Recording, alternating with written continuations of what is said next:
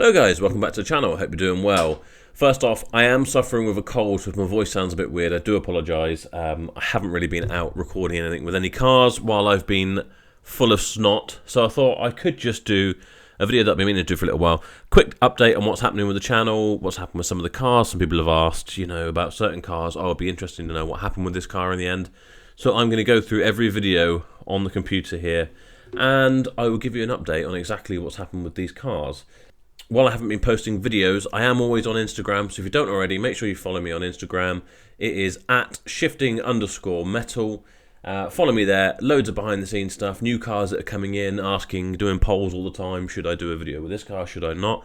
So most recently, I've just got in a VW Phaeton, and I will be doing a video on that as requested by the people who do already generously follow me on Instagram. So hop on there if you haven't already. Let's just talk about sponsors, get that right out of the way. Carsboughtformore.com, again, my business. If you're looking to sell your car, you don't want to deal with me buying your car, you want to get a good price, you want it, say, collected from you, for example, jump on the website, carsboughtformore.com, type in your details, we'll come back to you with a price that's tailored to your car. It's not just off of a computer-generated system. We will take everything into account, so put as much details in there as you can, and we can give you a tailored quote. Then we can come and collect it from you. We can pay you same day, money into your account, no admin fees, all that good stuff, and it might even end up on the channel. Okay, so the first car I'm going to go back to is the Suzuki Ignis Sport that I bought for £400 on 174,000 miles. I've got absolutely nowhere with that car. It is just sat down at the horse yard where I store some cars. Sat there waiting for me to get a chance really to work on it, and it's something I quite want to restore myself with my own bare hands. But there has not been a huge amount of time to do that. I've moved house. I've got 3 planning applications in for different things going on. I've been on holiday, so yeah, there's been no time. But I am hoping that there will be some time coming up in the future. So I have not abandoned that project. It will be getting done. Right, so the next car on the list is the Fiat Punto that I swapped for a £600 Vectra. This was a bit of a nightmare, this one, actually. So, as I say, it was my other half. She does it from where she keeps the horses. She had a Vectra that I'd bought from auction for £600 all in. It was one that I was planning originally on using for our road trip to Wales, under £500 auction car. And she'd been offered this Fiat Punto, which seemed like a better car, seemed like it'd probably be easy to sell.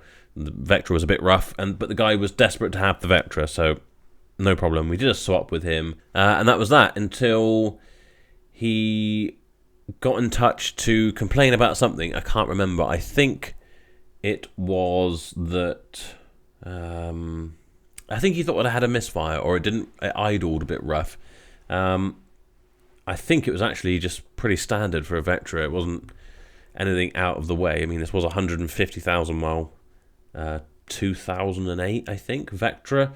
So either way, we said, okay, there's no problem, we'll swap the car back. Turns out that his car had cold starting issues anyway. When he brought it to us, you could start it when it was hot, no problem, but it really struggled to start from cold. So we let him have the car back, but he was a bit pedantic in the meantime and very sort of over the top. And I need it tonight. And we were saying, well, someone wasn't available. We'll have to swap it tomorrow. And he's like, I need it now. I need my car back, sort of thing. And it's like, well, no one's available. We were doing other things because we did both have a very busy day. We got home, and in fact, I think we didn't get home till about 9 o'clock, either one of us. And we ordered a Uber Eats delivery or something. Guess who turns up delivering the Uber Eats? It's the guy in his Vectra, apologising because he'd kind of screamed at the other half and gone crazy. And they swapped over the next morning, and that was the end of that. And the Vectra was sold to someone else. So, yeah, that was sort of just one of the most awkward things that's ever happened. We sort of said to the customer, you have to wait till tomorrow. We're too busy. We can't do it, sort of thing. And then at 9 o'clock at night, he turns up on our doorstep delivering our food. And the girlfriend was paranoid to ever order Uber Eats ever again. Next car is the Volkswagen Polo that I bought for £200, I believe in a part exchange, from memory. Must have been. And that was not running very well. It was a bit lumpy. I believe in the end, after trying core packs or testing the core packs and plugs and things, the mechanics put a new throttle body on it, which seemed to have solved the problem. It went down to the farm and sold for, I don't know what it was exactly, maybe 800 quid, £1,000, something like that. So not a huge profit, but it kind of turned that one around, and it was not a loss. It still had some money in it. After that, we had the what turned out to be, from a lot of comments from you guys, which was awesome to find out, a Greater Manchester Police ex-CID pool car. So it would have been for CID detectives going out, checking on crimes and crime scenes, etc. That we took in part exchange for £150. It didn't run very well from memory. It was a bit ropey, and I think in the end we were planning on putting a whole new turbo on the car, but decided that it was probably just the actuator on the turbo, and freed that up. And it seemed to drive a lot better for a while. Again, it got parked down the farm, but then started playing up, and the idle would go from, just under 1,000 to, it would start revving at 2,000, and it wouldn't drop again. And it could well be that it does need a new turbo or something else. But there was so much play in the steering rack, it kind of clonked around and whatever. I'm actually using it while my 4x4 buggy that I used down at the horse yard is broken. I'm using it as a kind of farm vehicle, so it carries around jugs of water and hay, and it's perfect for that. Really, it didn't really cost me an awful lot of money. It's awful lot cheaper than my 4x4 John Deere Gator thing was. So yeah, I'm using it for that purpose at the moment. I'm half tempted to put some big off-road tyres and things on it, but who knows? At the moment, it is just sat out the farm, making itself useful. No longer is it carrying Greater Manchester Police detectives, it's now carrying hay. Next one's a good one. The clocked Volvo V40 that I bought from BCA. It was supposedly on 80,000 miles or whatever it was, and turned out it was more like 180,000 miles. So I also had all the paintwork done on that, if you remember. If you've not seen the video, I'll try and put a clip here. And yeah, I'd had the paintwork done. I tried to get them to kind of reimburse me for the fact that I said, well, I've done £600 worth of paintwork on it now, and now it turns out that the car's clocked and, you warranted the mileage. As I suspected, they were not willing to give me any money back whatsoever. And it took a good 2 or 3 weeks for them to actually collect that car. And they kind of they asked where it was, what days were good and whatever, and then just completely ignored that whatsoever. And a BCA low loader just turned up and picked it up one day out of the blue, and they took it away. And then from there, again, I didn't hear anything for a week or two until my memory was kind of jarred, and I saw it going through BCA auctions again from the same location. I think it was from the Bristol site. And guess what? It had new pictures with a nice new bumper, but it was still on 80,000 miles, and it was still warranted. So they hadn't even changed the listing to say that it was actually on 180,000 miles. They were just reselling it again. Interestingly, despite having chased them for about 5 or 6 weeks at this point for my refund, I didn't get it until a few days after it had been through the auction again, and no doubt sold to someone else. So I assume they struggled to get money back out of the vendor, who was We Buy Any Car, I believe, until they got paid for it again, some other unsuspecting customer, and then paid me back. Go figure. After that, we had the Mondeo Titanium Export. That one turned out, I think it was mapped. We ended up having a buyer for it. Absolutely loved the car as it was. And yeah, that one sold. Nothing too much to report on that. The next cheap car we had was the Ford C-Max that I got for £600. Whether it was really cheap considering for this car or not, I don't really know. If you remember, it had the battery light on, and I think it may have even had an engine management light on. So we ended up putting a new alternator in it. That's right. So I think it had a Napa alternator. It was a brand new one on there. The customers had told us that they had problems with charging or with the battery light coming on. So we replaced that with a decent brand alternator. I think it was only in the £100 to £125 mark. Replaced that. That solved all the battery charging issues completely. That was gone. But then the next thing we had was that as I was taking it away to go and park it up down the storage yard, the engine management light came on, and it had issues with, now I want to say inlet plenum, but swirl flaps. That's what it was. Swirl flaps, which I tend to associate with BMWs. But this thing obviously has swirl flaps. That was the fault that came up. We kind of parked it up, waiting for a chance to work on it when the workshop was going to be quiet enough. And then it turns out that the car just wouldn't start. And it had enough battery charge. You just get a blank screen and it wouldn't start. So as it turned out, the reason it wouldn't start and we're having issues on that front was the dials. Steph took the dials out of the car and resoldered some joints. As probably a lot of you know, Fords of this generation tend to suffer from dry solder joints on the dials. So yeah, we did that, put it back together, seemed to clear all the faults. We thought that was probably the result of the swirl flaps. Took it all the way down to the storage yard again, no faults whatsoever, until it was parked up, and on comes the engine management light again. So that is where we are with that car. Wishing I'd never seen it, basically. But we still need to look into the swirl flats, but that means taking off the whole inlet side of the car, which means taking off the bumper, I think, and kind of tilting all the radiator and everything all the way out so that we can get to this point. And it's just not a priority when we've got sales cars and things going on. So there is a little queue of cars looking to get in the workshop. We do only have the one full-time mechanic at the moment, so yeah, it's getting to the point where we need to get that second mechanic back in probably, but you know, we'll see how things go.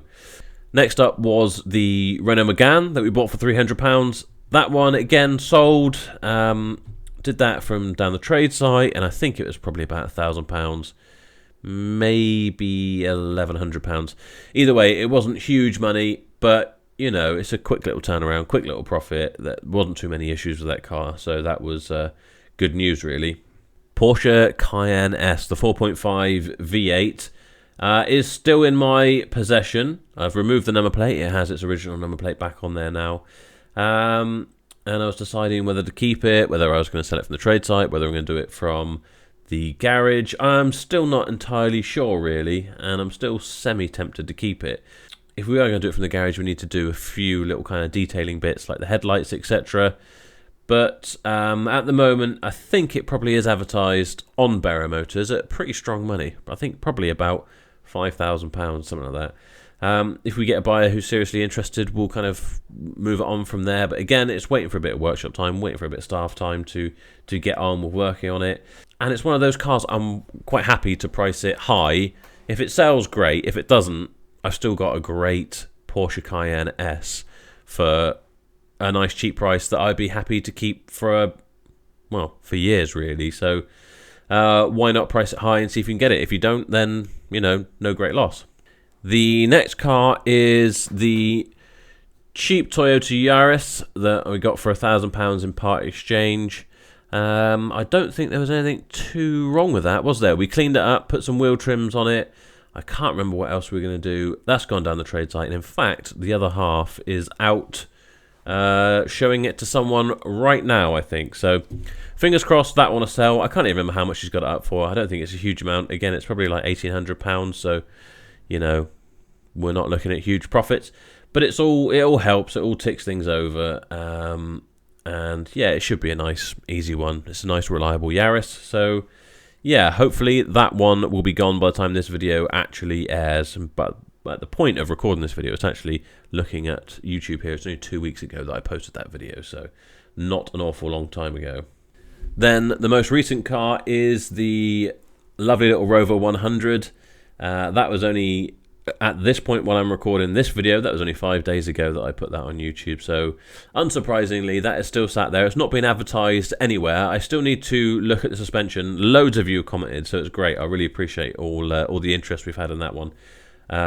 It's got this gas, fluid, hydro, whatever suspension that we're going to look at to try and get the front lifted up. Obviously the rear bumper's sagging a little bit, so I want to sort that out as well. But a few of you have said that it might not be actually the gas system if it's driving whatever. It could be the wishbones or something on the front. You know, as we all know, I'm not a mechanic. So we'll get that in the workshop. Again, when we get a bit of time. It's mainly this kind of backlog is, you know, partly to do with me. I haven't really been there organising because I've been moving house and sorting out lots of other things. A bit of a holiday, going across to Disneyland, as you would have seen. So yeah, I do need to kind of get back on top of things and make sure that we've got a good queue of things going through and they're getting dealt with. And it might be the case that we do need that second mechanic again. We have had two before. I think maybe we had slightly more, you know, manpower than we needed at that time, but I do want to keep kind of expanding as much as possible, so it might be time to invest in some more labour and get another mechanic. So, you know, perhaps if you are in the south of England and you fancy the idea of working with Bero Motors, and myself. I think I'm a pretty decent boss as far as it goes. Perhaps send me a CV, office@barrowmotors.co.uk. Put it for the attention of Joe. I will have a look, and yeah, I think it might be getting to that time again, especially as we start heading into summer. So do let me know. Other than that, I have, as I mentioned earlier, just bought a VW Phaeton. That's a really cool car, but it is going to need a bit of work to get it looking back to its best. So keep an eye out in the video of kind of showing you that, and then a video of doing it up, hopefully. I've also promised to do a video on a very nice BMW 640D bought through carsboughtformore.com. That's a pretty cool car, so there'll be a video coming out on that. And there's just an absolute stack of interesting or just rubbish cars that I've bought. Of note, an Astra G Coupe 2.2 Bertone edition in an automatic. A bit of a rare car, that, I think, and just generally a bit interesting. Again, very nostalgic for me. So I'll try and get a video of that. I won't promise too many more cars because sometimes they come in and go out so quick I don't really get a chance to do it. And I really do want to do a video on my farm, bit of land, trade site, whatever you want to call it. But there is planning going through at the moment, and we've got difficult neighbours who will probably be watching this video. So I don't want to give too much away on that front, but in the future there's going to be some pretty big news, I guess, on that front. So that's really exciting for me, and I'm really looking forward to sharing it with you, but I can't do that just yet. Of course, I've got my court case coming up next month. Always good to have something to look forward to. So there'll be some news on that. At least we'll find out one way or another. And if I do have to buy back this Q7, at least we can make a great video on it. Other than that, a few dates for the diary. 1st of April, I will, as will most of the Shifting Metal guys that you've seen on the channel, will be at Castle Combe Spring Action Day. So we're going to have a couple cars there. We'll try and bring the 7 Series down that's been hand-drawn on. I'll bring down the Porsche. And we'll just be there, just hanging out, saying hello to people. There'll probably be some stickers and hats available and things like that. And also, April 23rd, Dakota Dragon Drift at Smeetharp. I'm really hoping we can get our Lexus IS200 down there for a drift day, because we've done a lot of work on that car, and I'm really looking forward to getting into drifting, but struggling to find an event that will actually, you know, has space or will let us turn up. So, yeah, just a couple of dates for March and April. I will try and get an awful lot more booked in the diary. So if you have any suggestions, drop them in the comments. If you like the video, please do hit the thumbs up button. If you are new here, please do subscribe. If you're not, thank you for continuing to watch. I hope you've enjoyed all the content, and I look forward to seeing you in the next video.